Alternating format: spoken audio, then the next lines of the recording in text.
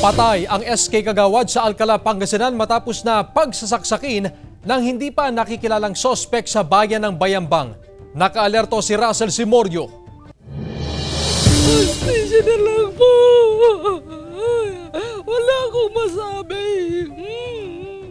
Nakaburol na sa kanilang bahay sa Barangay San Pedro Apartado, Alcala, Pangasinan ang mga labi ng 22 anyos na SK Kagawad na si Carlos Miguel Ablao.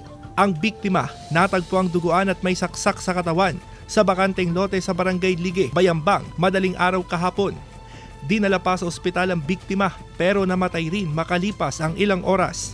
Pagdating ko sa hospital, sinabi rin na nasaksak pala si Migmig, kaya wala na si Migmig. Hindi na maibabalik yung buhay niya si Migmig kahit anong gawin namin.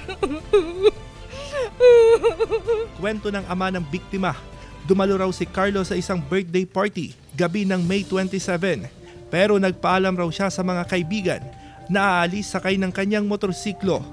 Palaisipan sa pamilya kung bakit napunta siya sa Bayambang. Hinugot yung kutsilyo na hindi naman masyadong kalayuan kasi yung nakita ko doon sa picture na pinakita ng barangay opisyal, nakaganyan yung anak ko. Tapos labas doon yung bituka dito.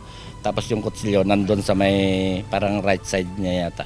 Hindi patukoy kung sino ang responsable sa krimen. Hindi ko po alam. Mabait si Migmig. Matulungin siya. Masipag pa. Maasahan ko si Migmig sa lahat ng gawain. Kaya kung sino mang gumawa sa kay Migmig, hostisya na lang po.